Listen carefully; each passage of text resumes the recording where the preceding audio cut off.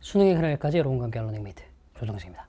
매주 월요일마다 여러분들이 많이 올려주시는 이제 질문을 가지고 퀘스트를 찍고 있는데, 이번 주는 어쩌면 영어 자체에 대한 질문이라기보다는 수험생활 전반과 관련한 질문들을 모아서 답변을 드리도록 하겠습니다. 이 질문은 제가 Q&A 게시판에서 많이 보지만 제 DM이나 혹은 인스타그램에서 제가 이제 한 달에 한 번 정도 매주 넷째 주 금요일 날 지금 이제 학생들하고 약속해 놓은 게 있어가지고 무엇이든 물어보세요. 무물이라는 컨텐츠를 진행하는데 거기서도 많이 올라오는 질문이라서 한 번에 좀 답변을 좀 한번 드려보도록 할게요.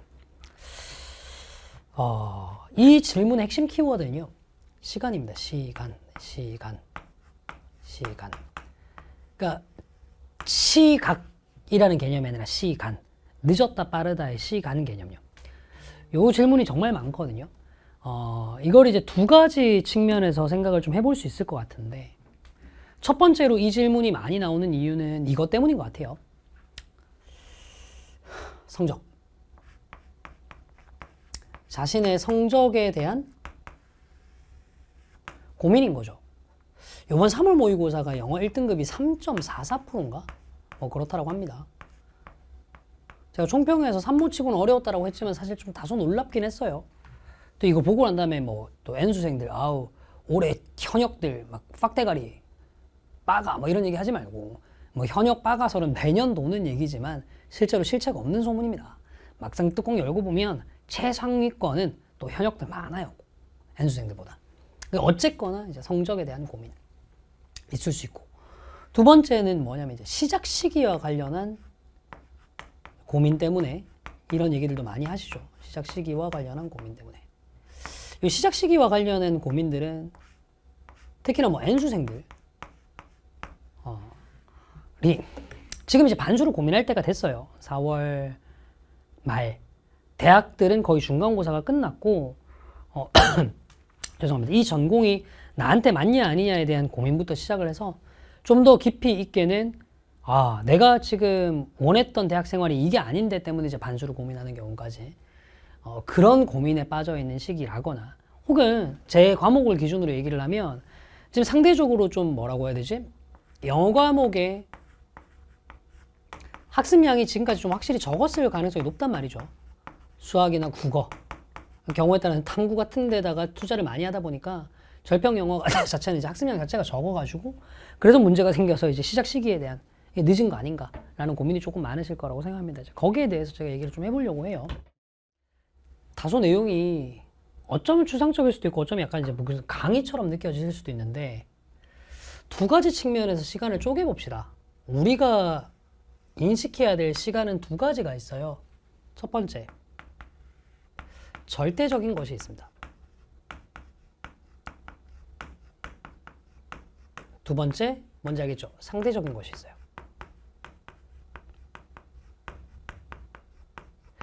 절대적 시간이라는 건 이런 겁니다. 지금 제가 이 캐스트를 찍고 있는 시간이 오후 2시 55분이에요. 피디님 지금 몇 시라고요? 2시 55분이요. 이건 절대적 시간이에요. 바뀔 수가 없는 거예요. 내가 지금 2시 55분에 캐스트를 찍고 있는데 지금 갑자기 이 시간이 새벽 2시로 바뀌진 않아요. 그럼 이거 물어봅시다. 피디님, 오후 2시 55분이면 하루 중에 이른 시간인가요? 늦은 시간인가요? 이건 사람마다 관점이 다 다를 수 있겠죠. 피디님 이른 시간이라고 하셨죠. 저한테는 이게 되게 늦은 시간이에요. 왜냐면 저는 오늘 아침 5시부터 일어나 있었거든요. 이런 건 상대적인 거예요. 자, 여러분이 어떤 일을 할 때 내가 지금 시작하는 게 늦지 않을까 빠르지 않을까에 대한 고민도 이 두 가지 측면에서 나눠서 이루어져야 됩니다. 제가 이제 그렇게 한번 구분 한번 해볼게요. 여러분들에게 절대적 시간이라는 건 수능 시험일입니다. 이건 정해져 있는 거야. 정해져 있어. 올해 수능 날짜 딱 정해져 있잖아. 네가 바꾸고 싶다고 바꿀 수 있는 게 아니라니까. 나는 준비가 좀 덜 됐어. 남들 11월에 수능 보지만 나는 12월에 볼 거야. 불가능해요. 나는 준비가 조금 더 빨라. 10월 달에 그냥 수능 보고 조금 더 놀래. 불가능하다니까. 이건 절대적으로 정해져 있어. 이걸 기준으로 너의 학습의 시기가 빠르냐 느리냐에 대한 판단을 내릴 수 있겠지. 오케이. 다시 얘기로 돌아가 보자. 올해 수능을 11월에 볼 거야. 근데 너는 이 3월 모의고사, 이 정도 난이도의 3월 모의고사에서 지금까지 영어 학습량이 확실하게 부족했어. 그래서 지금부터 시작하면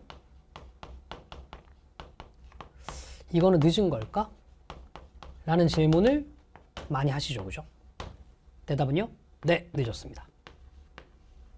무슨 좋은 얘기를 해주길 바래. 지금 4월하고도 거의 막판입니다. 자, 수능 때까지 남아있는 시기 한번 생각해보세요. 5월 풀로, 6월 풀로, 7월 풀로, 8월 풀로, 9월 풀로, 10월까지 풀로 할 수 있다 하더라도 6개월이에요. 6개월 동안 영어를요, 얼마나 올릴 수 있을까요? 잘은 모르겠지만 엄청 빠듯할 거예요. 저한테 많이 올라오는 질문들 중에 이런 게 있어요. 선생님, 저는 지금부터 뭐 정신 차리고 고3들 2년 동안 놀다가 지금부터 정신 차리고 정신 파이터가 되려고 했는데 지금부터라도 영어를 하게 되면 늦진 않을까요? 늦었죠. 아니, 제발 좀 진짜 정신을 좀 차렸으면 좋겠는데 무슨 말을 듣고 싶어서 나한테 그런 질문을 던지는 거야? 아니, 그럼 고3 돼서 정신을 차렸으면 겨울 방학 때부터라도 하든지 지금 4월 말 돼가지고 왜 지금 정신 차리는 건데? 무슨 핑계를 대려고? 무슨 위안을 받고 싶어? 내가 위안해주면 네 인생이 나아지니? 지금부터도 할 수 있어. 그 얘기 언제까지 들을 거야? 수능 100일 전 돼서도 지금부터 할 수 있어. 무슨 말도 안 되는 개소리예요. 저는 그런 말도 안 되는 위안하는 사람을 다 사기꾼이라고 생각합니다. 솔직히 얘기해보자. 야, 네가 지금부터 영어를 시작하는데도 안 늦은 거면 어렸을 때부터 꾸준히 영어 공부를 해왔던 애들, 아니 적어도 고1, 2 때부터 꾸준히 영어 공부해가지고 성적 만들어 왔던 애들 다 뭐야? 걔네들 바보야? 네가 겨우 6개월 만에 올릴 수 있는 성적을 걔네들은 몇 년 동안 만들어 왔다고. 걔네들 다 바보냐고. 얼마나 말도 안 되는 얘기인 건지 알겠죠. 역으로 생각해봐. 네가 3년 동안 영어 공부를 열심히 하는데 네 친구는 이제 겨우 6개월 공부하면서 네 이상의 영어 성적을 낸다고? 너 안 억울하겠어? 세상에 그런 건 없어요. 수능 시험이라는 절대적인 시간을 기준으로 했을 때 지금부터 해도 늦지 않을까요에 대한 제 대답은 정해져 있습니다. 그냥 늦었어요. 요는 이거야. So. 그래서 어쩌고 할 건데. 포기할래? 포기할래? 쫄? 해도 돼요. 네가 입시라는 레이스를 포기하고 네가 입시라는 레이스에서 쪼는 건 나한테 손해가 될 건 없거든. 더 얘기해볼까? 네 경쟁자가 될 만한 네 친구들한테도 손해가 될 거 없거든. 하나 좀 떨어져 나가주면 좋지 뭐. 근데 네 인생을 한번 생각해봐. 좀 아니지 않니? 늦어서 어떡할래? 위기감 늦고 더 하면 될 거 아니야. 내가 하고 싶은 얘기는 이거야. 그러니까 지금부터 해서 늦어서 좋아. 좋은데. 늦은 거 좋은데. 포기하고 쩔지 말고 이제 더 덤벼. 더 독하게 해야지 뭐. 그게 맞지 않겠어?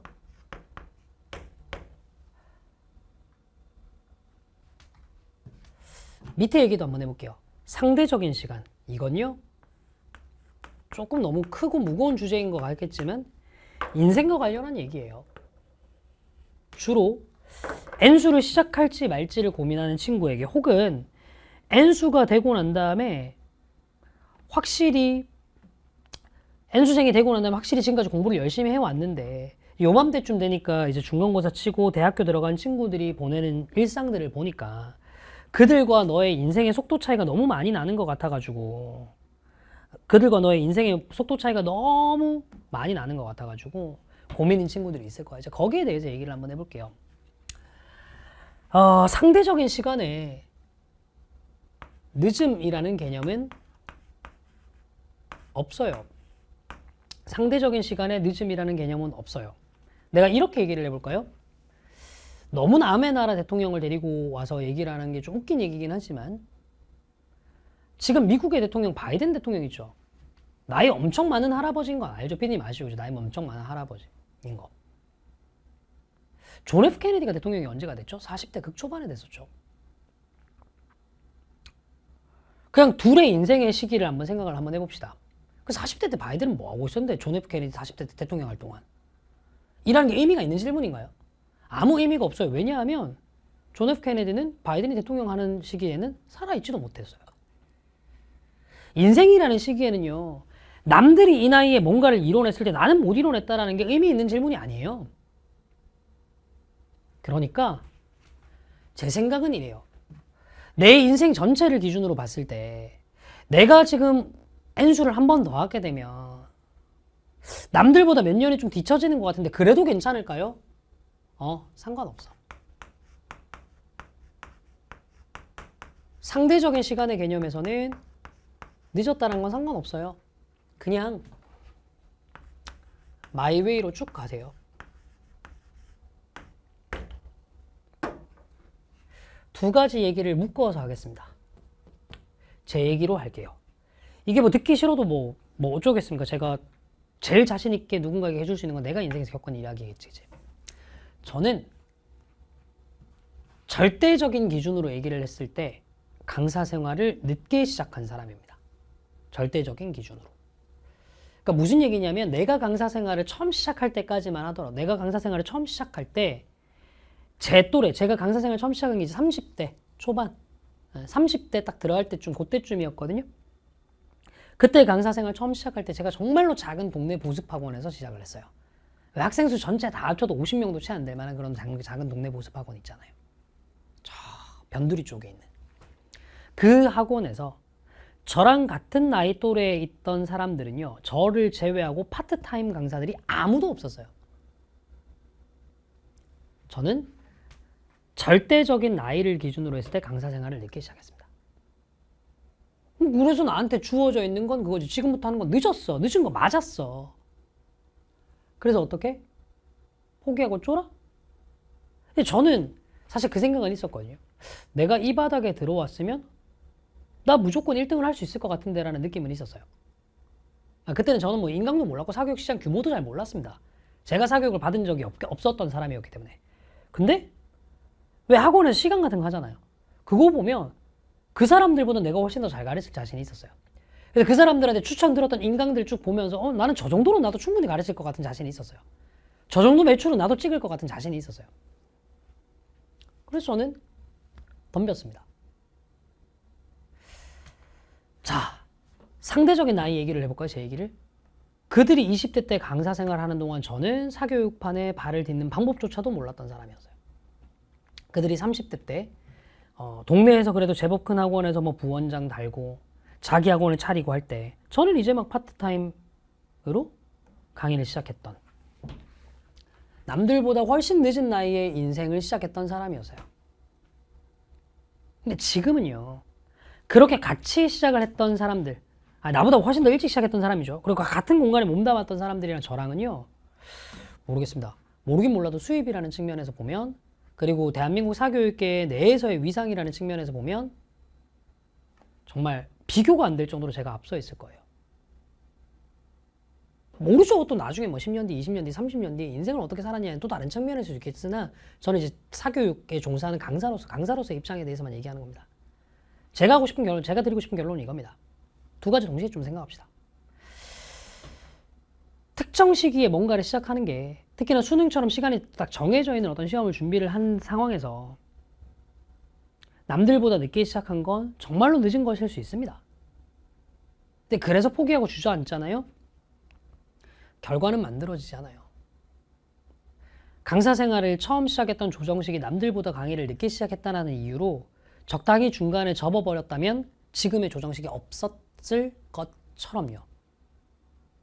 두 번째, 상대적으로 남들보다 늦은 건 중요하지 않습니다. 남의 20대 때 나는 그만큼의 화려한 20대를 못 보냈다는 건 중요하지 않아요.